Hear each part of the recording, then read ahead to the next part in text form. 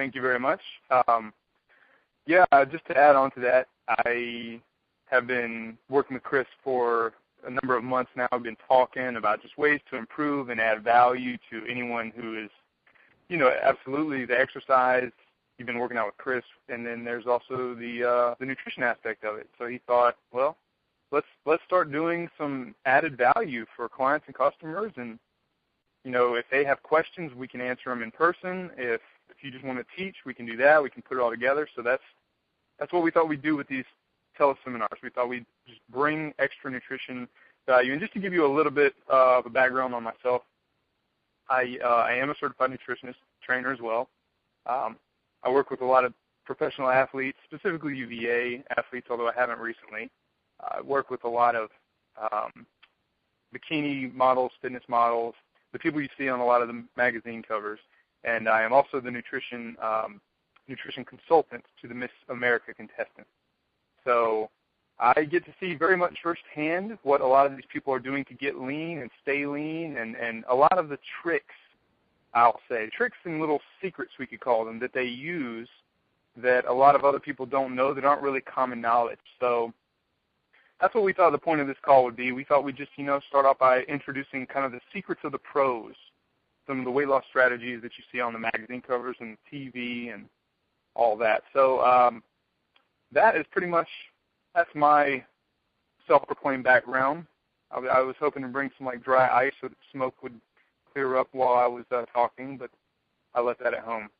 So we'll just dive right into it. What I'm going to do is I'm going to explain the very basic science, which is kind of the secrets that these guys use, or at least the majority of them. I'm going to explain the science of how these guys get lean really, really quickly when they need to, because, a lot of these girls, like, for example, the Miss America contestants, some of the ones you see on the fitness magazines, they do not walk around looking like that. None of them do. Usually they get a call, and they say there's a shoot coming up, and they have to drop poundage really, really quick and get lean and get ripped. And in addition to exercise, of course, that is one of the main factors. Can't count that out, although that's Chris's department, not mine. So I'm going to be teaching you the nutrition secrets that they use. And then at the end of this, if there are any questions that you have, if I haven't covered something or clarified very well, we can certainly do some live Q&A. I'm more than happy to do that. And if you have a pen and pad, or if you're typing on a computer, I encourage you to take some notes, because I'm going to move somewhat quickly. I'll try not to bore you with any science-y stuff, but I'm going to try to run through this stuff, explain it as best I can, and then save time so that we can do Q&A if anybody has any questions. So, all right, what I'm going to be talking about specifically, hold on one second, I have someone's trying to call me right now, one of the challenges of doing teleseminars. Bear with me one second. Okay. Apologize about that. So what I'm going to be telling you about, specifically the secrets of the pros, what these guys are using, then I'm going to adapt it. After I tell you what it is, I'm going to show you how you can turn it into a livable maintenance lifestyle. Obviously, you don't want to do this forever. And then, of course, just a few extra little tips and tricks that these guys are using, so that, say you've got a vacation coming up, or an anniversary, or a get-together, you want to drop some quick, we can cover some of these things as well. So, all right, diving right into it, what they're basically doing, all of the people that I've described, what they're doing is something called carb cycling and carb loading. That's the basic fundamental of what all the so-called pros are doing that most people just don't understand. It's a fun little trick. It works really well. And what it all works around is a low-carb diet. Now, I know that part's not new to anybody. I'm sure everyone's familiar with low-carb dieting. Atkins is a great example of that, right?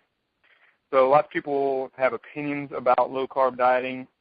Here's what I always recommend. Form your own opinion. Find out for yourself. If you've done it before and you did not see the results you want, maybe you haven't learned some of the tricks I'm going to be talking about in a second. If you haven't done it before, I highly recommend at least trying it. So the low-carb dieting, here's why this works, first of all. each and every day when you're exercising, walking around, well, I don't know, exercising with Chris may be a different story, but typically when you're doing normal exercise or walking around or even sitting in your chair, your body is burning carbs for energy, right?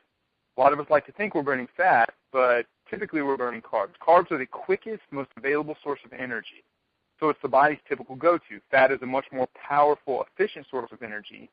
So your body would prefer to store it in case of emergency.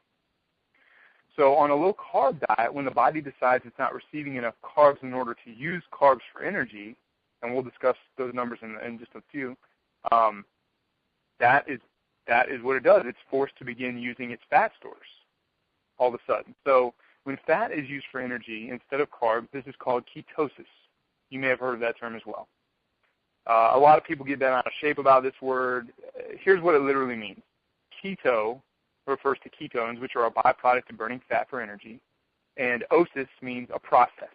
So ketosis is nothing more than the process of producing ketones, a.k.a. burning fat. Nothing dangerous, nothing scary. It just sounds like a fancy word. So for anyone who's tried one of these like low-carb diets, as you may know, when you do anything long-term, specifically low-carb diet, but when you do any type of diet long-term, there comes a point where you hit a plateau. You're probably familiar with this. So here's what's happening when you hit a plateau. When someone goes for more than a few weeks on a diet, specifically a low-carb one, what happens inside the body is the thyroid dramatically slows down. And in case you didn't know, the thyroid is responsible for your metabolism. That's what controls your metabolism. Obviously, that's not good for weight loss. At the same time, the hormone levels, your leptin levels to be specific, don't worry, you don't have to write that part down necessarily, but your hormone levels drop to undesirable levels. All right, they slow way down. Your leptin, in case you are taking notes on this, is the hormone responsible for fat loss. When your leptin levels drop, when your hormones are out of whack, you cannot burn fat. No matter how hard you exercise, no matter what you do, your body just won't allow it to happen. So here is what you can do to prevent plateauing. The trick of carb cycling, which is what all of these so-called pros are doing, is carb cycling is simply this. It's going through a strategic period of low-carb consumption followed by a period of high-carb consumption, back and forth in a cycle. What most people do is they pick or choose. They do one or the other. They don't strategically cycle it. So just to give you a really brief example, here's what it looks like, very generic. Sunday, let's say your week starts on Sunday. So Sunday through Friday, what these guys are doing is they're doing extremely low carb. They're not cutting out carbs. That wouldn't necessarily be good, but they're going right around 40 grams of carbs per day. And then on Saturday, this is the part where a lot of people get it wrong. On Saturday, they purposely have a high-carb meal to 2 meals. They have about 500 grams of carbs on purpose, and they strategically cram this into about a 4-hour window. So you might be wondering, how the heck does this help me lose weight? Well, when you've been eating that way and your thyroid slows down and your leptin levels drop, at the same time your cortisol levels, by the way, are increasing, and cortisol is that stress hormone that keeps fat right there in the belly section. Carb cycling helps the body by speeding up the thyroid and increasing the hormone levels, kind of a reset. You can think of it like a reset, so that your body, everything speeds up. All of a sudden, once your leptin levels shoot back up, you're ready to burn fat again. Once your thyroid speeds way up, again, that's controlling your metabolism, so people start burning that fat again. So that's one of the big secrets is these guys, people go on this low-carb diet, they don't realize, well, you have to strategically, up your thyroid and your hormone levels. Otherwise, you can't keep losing weight. Your body's going to reject it, and a lot of other problems follow suit. So not to mention, it also makes a program such as this very livable, right? Because it's a mental reset as well as a physical reset. You're cutting out carbs, and all of a sudden these guys are eating, you'll see these fitness models and bodybuilders and bikini competitors posting pictures on Facebook of themselves eating pizza and calzones and chips and stuff that you're like, makes you think, well, they're just young, they can get away with it. No, they're being very strategic when they do this stuff. They know what they're doing. It's a trick they're playing on the body to speed up their hormones in the thyroid. So that is the biggest trick, and I would say probably the biggest secret in the health industry as to what these guys are doing that most people just aren't aware of. So at this point, you might also be wondering, well, how do the excess carbs not turn into fat, right? If I've been having carbs and they're helping me store fat, when I cram a whole bunch of carbs all at once, how's that not turning into fat? Well, here's how it works. For the first 6 days you're on a low-carb diet, your body is emptying its liver stores, carbs and glycogen, to get a little more specific. But it's emptying its liver stores. But by the time you get to, say, Saturday, if that's how you structure your plan, by the time you get to there, your liver is on empty. The body has adapted to burn fat for energy now instead of your liver stores. Now when you all of a sudden crash your system with sugar or carbs, your body's first line of duty is to refill its liver stores as a necessity. Therefore, as long as you eat around 500 grams of carbs, which, by the way, is an insane amount of carbs, it's very hard to eat that much carbs in a 4-hour window.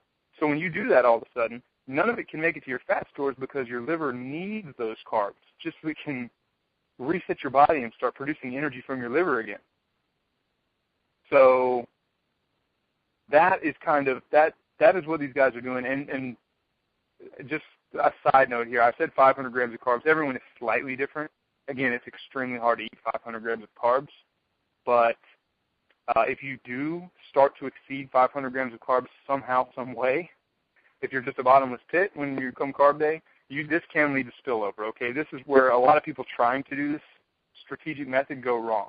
They exceed 500 carbs, and when the spillover happens, obviously the liver has gotten its fill, and then the rest of it starts turning back into fat, and then people completely go backwards on the success that they just saw for the past 6 days. Now they regress, and they've started to add back on the fat that they just lost.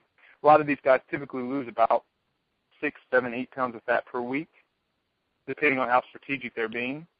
And they do this week after week. There are a lot of other factors involved, and we can go into Q&A about that if we want to. But it works, but only if they're very strategic about their carb loading. Otherwise, it doesn't continue to work. So just a couple other quick notes about this. There are some really cool things you can do. Another little strategy that these guys are using. First of all, if anyone does decide to use this method, if you're going to do a low carb and you're going to carb cycle and carb load, works really well, works really fast. You feel great when you're doing it, but after you do a day of carb loading, typically you're going to feel very bloated. Okay, this is another thing that steers people awry. They feel very bloated after this. Then they naturally start to feel guilty, right? Like they burn their success. Even if they ate the right amount and they crammed it into a 4-hour window, they feel very guilty. The thing that people need to understand about this is when they do this, it's just water weight. Now, if someone loses 8 pounds in a week of ketosis, about 2 of those pounds are from water, and that's going to be over and over again. So if you lose 8, you really lost 6 of fat maybe. But what you need to know is your body has emptied this water out, so when you start loading up your carbs make you store water, you do get very bloated. You feel like you put some weight back on. That is one of the things that deters people and makes them get off the program. They feel like they can gain it back. Here is another little trick that the pros use. Works extremely well. It takes a little bit of time to get used to, but once you do, it works really, really well, and you lose an extra number of pounds in a day from doing this. What they're doing after they do a carb load, because you got to understand, these guys and girls are getting on a photo shoot. A lot of them are getting on stage in front of thousands of people. They have to do this carb load, otherwise they won't be able to burn the fat, but then they have to really, really quickly get that water out so that you can see their definition, their arms, their abs, their legs. So what they're doing is they are doing something called intermittent fasting right after their carb load. And what they do is, so let's say Saturday's your carb day, and let's say from 4 to 8 p.m. you cram all your carbs in. You go nuts. Ice cream, pizza, cookies, chips, crackers. Then for the rest of the night, they probably don't eat anything. They're probably stuffed. The next day, starting from the time they quit to the next evening, they go 20 hours without eating. And this isn't actually as tough as it sounds. It's very strategic. Again, it's called intermittent fasting if you want to look it up on the internet, if you want to Google it. and then they cram all their meals into a 4-hour window. The only difference is on Saturday you're still eating regular, you're just cramming your carbs into a 4-hour window. The next day, following the carb load, you're not eating, period, all day. And then you're cramming healthy meals into a 4-hour window.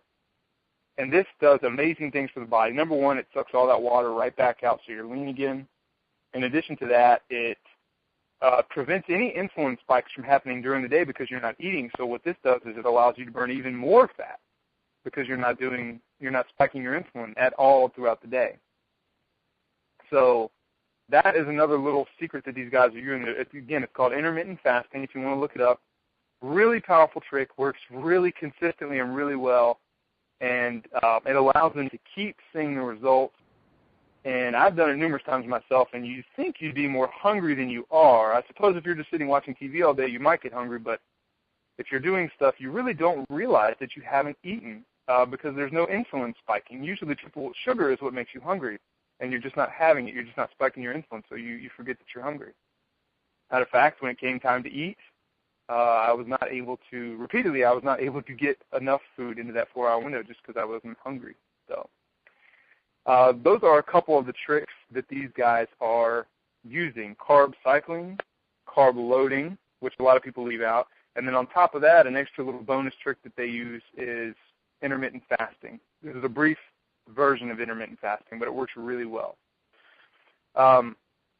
Now, one thing I want to go over with you guys, and I'll go through this part kind of quick, but at Lean Eats, which is my company, which is a lot of people compare it to Nutrisystems. We're different in a number of ways, but we are a healthy meal company. We ship food all over the country, and we design meal programs for people.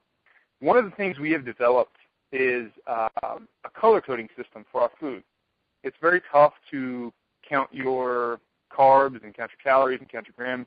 So we developed a color coding system. All our meals are color coded.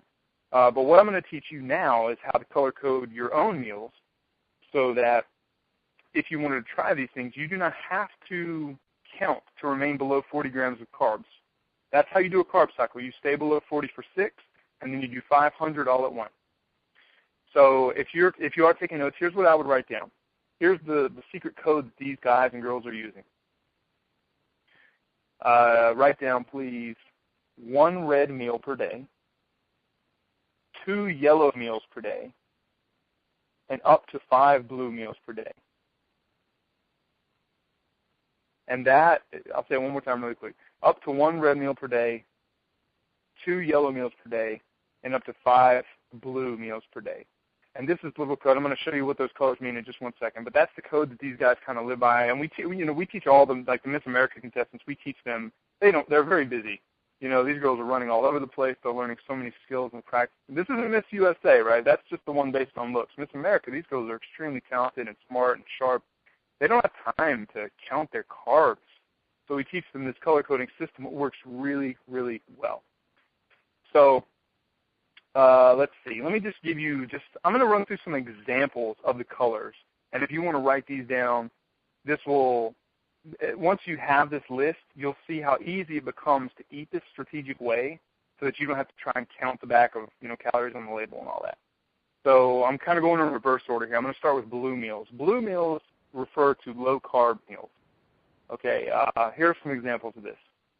Lean meats, chicken, think chicken breast, turkey breast, seafood like tilapia and salmon, eggs, cheeses like string cheese, cottage cheese, beef, burgers, steak, protein powders, that can be whey or casein, peanut butter, low-sugar peanut butter preferably, handful of almonds or peanuts. Those are some examples of the blue meals. Those are the low-carb meals. Some examples of the yellow meals, like the moderate-carb, healthy fat meals. These are the ones you can have up to 2 a day. Some examples of this would be, first of all, the same lean meats I just mentioned, like chicken, turkey, tilapia, but with creamy sauces on them. This is a really, really simple way to not have to count your carbs. If you're having a lean meat, it's a blue, but if you put a creamy sauce on it, all of a sudden it becomes a yellow. Think chicken with a cream sauce, or pork, which would be blue, but you add barbecue sauce to it, all of a sudden it's a yellow. Egg recipes. Eggs would be blue, but if you make a recipe out of eggs, think quiche or even omelets, they all of a sudden become a yellow. Beef recipes. Beef itself, like I just said, was blue, but if you turn it into meatloaf or meatballs, all of a sudden it becomes a yellow. If you're having protein powder, protein's blue, but if you put the protein powder with, say, oatmeal, it becomes a yellow. So when you're taking those simple basic recipes and you're making them slightly more complex, the blues become yellows. Again, you can have 5 blues, you only want 2 yellows. And then we'll go over there. Let me give you a couple examples of reds real quick. The reds, you can have 1 of these per day and still be in a carb cycle. Red refers to a higher carb, higher fiber, still going to be high protein though. That's one of the key a lot of people don't understand. It doesn't mean high carb like potato chips, except for the Carb Load, which is Saturday. It refers to a high carb meal that's also high protein. So some examples would be chicken quesadillas, flatbread sandwiches, pita sandwiches, even crab cakes. So as you can see, it's not like people are, these guys and girls aren't torturing themselves when they're eating this way. I mean, they're still having their quesadillas and their crab cakes, and they're eating pretty good. So that is how the color-coding meal plan works. If you're trying to structure a carb cycle, it's really, really easy to do. You just write down that color-coding key, know which foods you're trying to put into your menu each day, each week, and you don't have to count any grams or calories. You just follow the color code. It makes it really easy. One quick side note, every now and again, there's someone we run into, like a Miss America contestant or someone who's extremely insulin sensitive. This is very rare, most likely doesn't apply to you, but just in case you follow a strategic plan like this and you don't see the really rapid results like you should, what that often means is that you're more insulin sensitive than most, and what you would have to do is start chopping back the colors. Not a big deal. You just have to chop back the colors until you find what works for you. For example, someone who it's not working for, we'd start out by saying, you know what, chop out the red and keep your yellows, or chop out 1 yellow and keep all the rest. And that way we can find out how much they can have. They're just more insulin sensitive, meaning they can't have as much carbs. Their body reacts very negatively to carbs and sugar, so they can't get away with quite as much. All right, next, real quick, I just so you have an understanding of how these guys and girls are measuring, like how much food they should have. This is a very common question. Well, how much should I be eating? I weigh this much. How much should I have? Or I'm trying to weigh this much. How much should I have? Here is what they're typically doing. First of all, when you're in a low-carb diet, when you're in the middle of a carb cycle, to be completely honest with you, roughly 90% of people do not have to measure what they're eating. It really won't matter all that much as long as you're following a color-coded system. The next model up, what some of them who are trying to be slightly more specific are doing, they're using a very basic model. And Chris, I know you know this is nothing new to you. Well, most of the stuff probably isn't new to you, but what they're doing is they're simply making a fist, and they're eating per serving about the equivalent of their fist. Okay, you might think, well, yeah, were you going to say something? No, yeah, I'm just saying, yeah, that's right. Yeah, and that's pretty much what they do. So, a lot of people are like, well, girls are small, they don't need to eat as much. Well, true, but they probably also have a smaller fist. So it usually works out. There is a more complex method. I know there are a lot of type A personalities who need to know exactly how much they need to be eating. I would be more than happy to go over exactly how to figure out the amount you need to be eating, although it's probably not necessary. But if we open up to Q&A in just a minute and you want to know, I'd be more than happy to run through that with you so you can figure out the specific numbers. So that is basically how they're figuring out exactly how much they should eat. Not a whole lot of science to that method, but it consistently works really, really well. We haven't actually had a whole lot of problems with that. So the next thing that these guys are doing, actually this, you know what, I'll try to wrap this up now. We've been on the phone for almost 30 minutes. So this would be the last thing I say. This is the last trick that these guys use that most people have no clue what they're doing. Very powerful trick, and then as soon as I finish talking about this, we can open up to Q&A and go from there. But the last thing that these guys are doing, okay, so we talked about the low-carb dieting. We talked about the carb cycle, carb loading. We talked about the intermittent fasting at the end of a carb load. All very powerful tricks, very powerful strategies.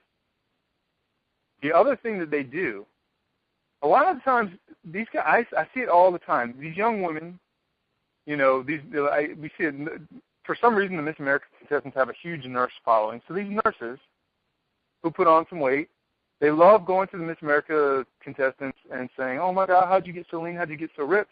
They tell them a week's version of their diet, and then we see these girls, take that and repeat it over and over and over and wonder why they can't get to the same level. What they are doing, that it's not easy to sum this stuff up, but another thing they're doing is they're doing something called balancing their pH levels.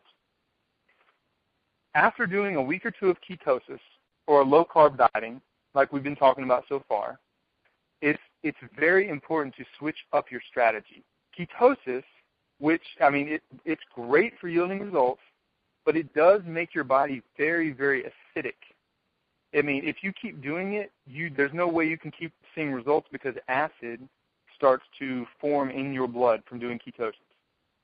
It's just it's a byproduct. So this, again, yet another reason why people who try Atkins for like months and months at a time, they stop seeing results after a while. This is why. What happens is when your blood has a bunch of acid in it circulating around in your blood system, your body naturally starts accumulating fat in order to protect your organs from the acid that's circulating around, right? So if you stay in ketosis, it basically becomes impossible to get that fat around your organs off. It doesn't matter how hard you exercise. It doesn't matter what a little amount of food you eat. That doesn't matter because as long as that acid's in your blood, in your bloodstream, your body's not going to allow that fat to disappear. It's a protective unit protecting your organs from the acid in your blood, which would damage them otherwise. So what these girls do is every now and again, strategically, maybe every 2 weeks, every 3 weeks, every so often, they throw in a week of eating extremely high green vegetables. I know, right? Like Mom always said, eat your green veggies. I don't know if she knew about pH balance or not, but either way, she was right. So what they're doing is they eat a ton of green vegetables. They're still eating protein, probably not quite as much. A lot of them cut it in about half. Most of them actually keep the same amount of protein, but they up their green veggies significantly. Do they measure them? Not really. They usually have 2 to 3 meals of green vegetables a day, and there's no limit to how much they eat. They just eat as much as they possibly can. And green veggies as a byproduct, there are other foods as well, but green veggies consistently do it. As a byproduct, they produce alkaline in your bloodstream. Alkaline is the opposite of acid. Not trying to get too boring, too sciencey here, but this is what they're doing. And they know this. We train them to know this, and some of them, read and study and all that. And they are producing alkaline in their bloodstream, and this eliminates the acid. Otherwise, if they stayed on that low carb, with the acid in their blood, they would not be able to get rid of that little extra bit of fat. But by cycling it, by strategically every 3 weeks or so doing a week of pH balance where you eat a ton of green veggies every day throughout the week, this puts alkaline into their bloodstream, and they're able to keep dropping the fat and to keep getting lean while they're working towards their goal. So, again, it's very important never to stick to the same thing every day, every week. Like I said, a lot of these nurses or, just people in general ask the contestants and competitors what they do, and they give them an example week, and they stick to that forever. It's very important never to stick to the same thing every week. If you're trying to get lean, maybe for a maintenance stage that would be fine, but if you're on a mission to get lean, you wouldn't want to do that. You'd want to cycle it around because otherwise your body stops adapting. You've got acid in your blood and amongst other situations, and you just can't keep yielding the results. So those are the main secrets of the pros. What the ones you see on TV and the magazines, these are the secrets they're using that most people don't know. And I don't think it's that they're trying to hoard these secrets. I just think they have a hard time articulating these in the short amount of time they have to talk to people. So when you're watching the Miss America pageant on TV, which, by the way, just happened recently, my girl Desiree did not win, unfortunately. But when you're watching them on TV or when you pick up one of those magazines and you see the models on the front or during the pages, this is what they're doing. These are the secrets and the tricks that they are using. So, with that being said, I guess I will hand it back to you, Chris. If you want to do any Q&A, I'd be more than happy to do that. You got me. I'm at your disposal, man. Right. This part is usually where people get a bit gun shy. Like how you do a great, thorough job, and then you ask, hey, are there any questions? And like you hear a few crickets, like, no. Yeah, I mean, that even explains a lot for me, A quick question, and it may be more of a selfish question. How well you think can this work, say, for athletes, say for example, who need to make a specific weight for a division for their respective sport? Well, I'm guessing you're not referring to bodybuilders. You're to like athletes who play a sport. Right. Where making a specific weight is super important. Oh, okay. This is actually extremely popular for, well, like I said earlier, I think I said I work with a lot of football players. Like I've coached some of the UVA guys, although I'm more of a Virginia Tech fan secretly. But a lot of those guys have to use these exact methods to reach their goal weights. A lot of them want to look aesthetically good, so they use these secrets. It's actually more common than people would believe. I'd say the least, what athletes don't do is the pH balance. Most athletes, they know it, I think they know it, but they just choose not to do that. I guess, they don't like their green veggies as much. But the carb cycling is extremely popular. Carb loading is extremely popular with athletes. It just hasn't made mainstream yet. Now, one thing that I've experienced over the years is that, particularly for women, when they want to start to clean up their nutrition, what I've heard time and time again is that the kids won't eat what I prepare, or say, for example, my spouse isn't very supportive of this. I mean, you've probably heard these lines also. I mean, what do you think people can do, say, in the situation where they're on an island, meaning that not everyone is exactly so keen on living the healthy lifestyle? You've probably seen this on TV shows, for example, where the mom decides to eat well, so then she makes everyone eat, steamed broccoli with no salt and just a cup of water, and then before you know it, like the whole household is just upset over the whole forced change. So what would you say to someone probably facing this situation? Well, first and foremost, just order lean eats for yourself and cook something else for everybody who doesn't want to eat it. That was my little advertisement for us. No, in all seriousness, I would usually just point out to people, if you're actually being strategic about it, most people around you won't realize what you're doing. Just to give you a quick example of what I'm talking about, when I go to the beach, I'm usually doing a carb cycle just so I can be the leanest one there. And nobody realizes what I'm doing. I'm still eating crab cakes. I'm still eating steak and A1 sauce. I'm eating really good stuff. And so I put dinner rolls on the table. Maybe I eat half of one, because as long as I stay below 40 grams, I'm still in a carb deficit. And no one really realizes what I'm doing. So I can serve steak. I can serve chicken, pork, pulled pork barbecue. I mean, I'm still making the same types of dinners for everybody, even though I'm a terrible cook. Somehow I end up cooking usually. And, I'm putting the same stuff on the table. It's just I'm the one who's strategic about which ones I eat and how much. So I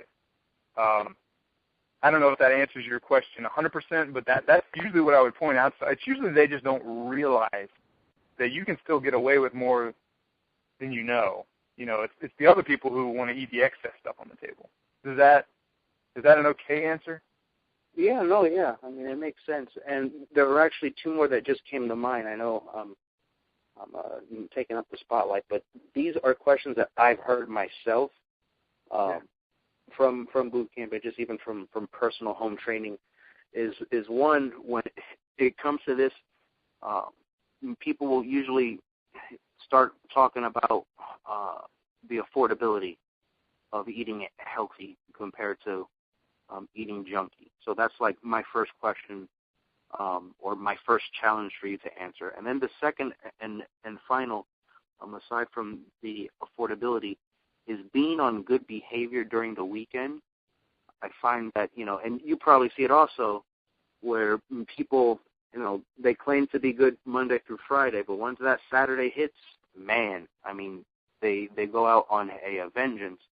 The same thing for Sunday, with the football season for the men. Yep. Even their wives can be hurt by this just due to the overexposure to beer and Doritos, So one would be affordability. How would you contest that question? And then number two, not sabotaging the progress over the weekend, because those strategies sound good, but hey, I mean, people on Facebook on Saturdays, they'll post their chocolate chip cookie dough ice cream sundaes, and then they'll post yum, and now you know why they're not doing so well. So what do you say about those two things? All right, so first, affordability. By the way, Lean Eats, you should check out the prices. I got to plug the advertisement there, guys. I got to do it. But to answer the question directly, as far as affordability goes, I'll just say this.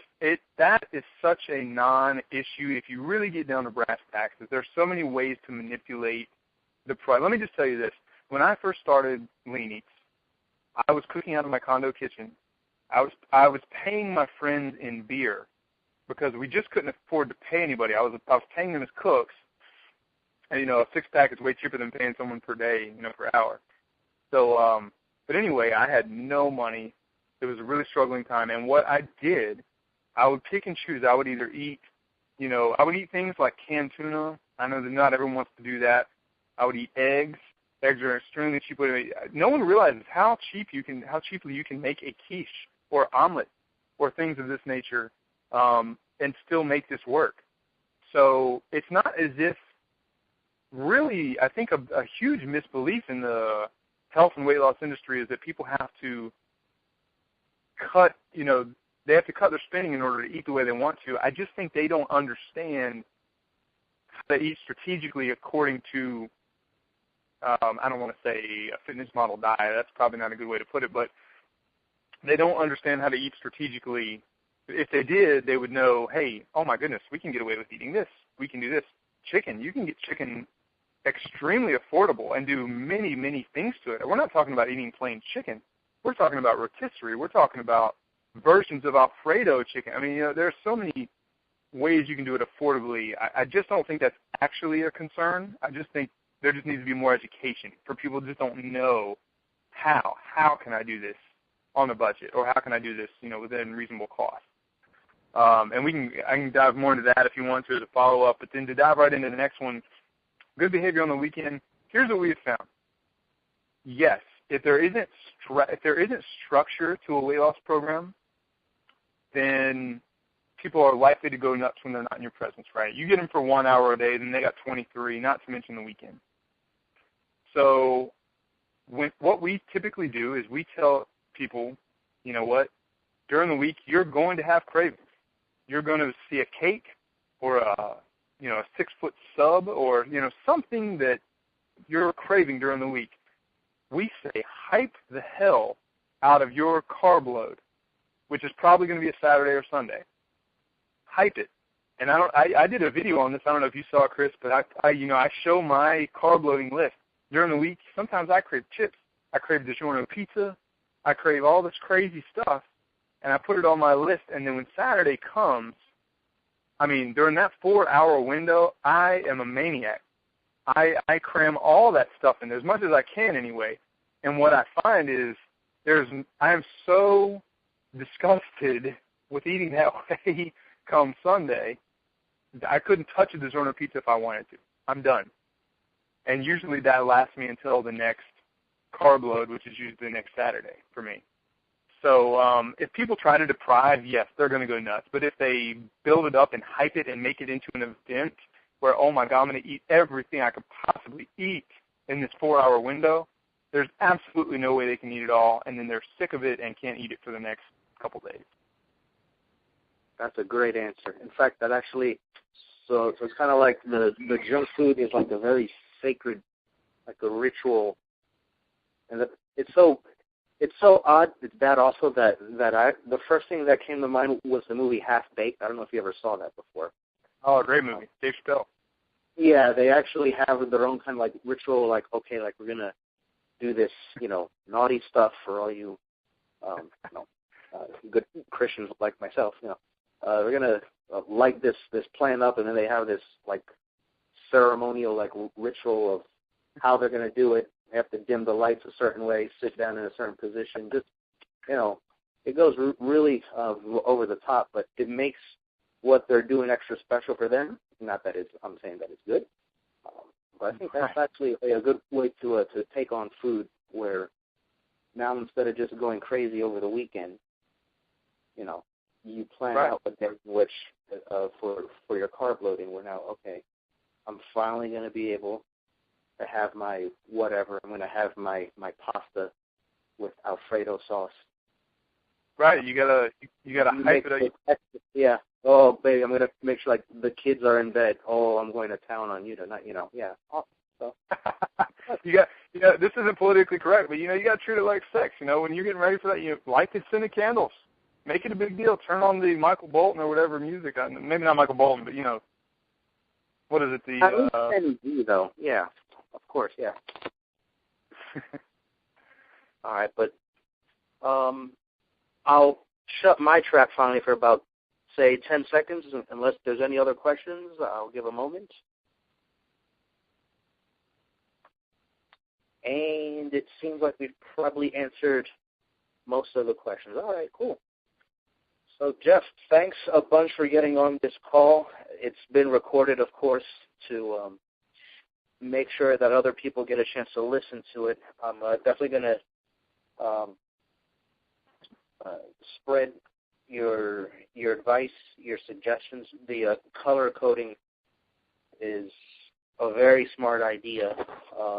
Some people just go crazy over the thought of counting calories or points, but like if you just can break it down to colors, like I'll have 1 red and 3 yellow, etc. I mean, that makes it less, I would say, intimidating. Yes. So it's really awesome. And there were actually, in fact, some people who said that they wanted to make the call, but due to work, that was just like no way possible that they'd want to get on a conference call while driving. So New Jersey's pretty strict about this now. So I understand. Hey, at least you guys, they pump your gas for you, so y'all still have that going. We're jealous of that here. That's true. We do got the gas pumping. All right, Jeff. So thanks so much again, all right? And hopefully we'll be able to hear from you again soon, all right? Absolutely. Thank you. Thank you for having me. Look forward to talking to you again. Awesome. All right, man. Take care. All right. Goodbye.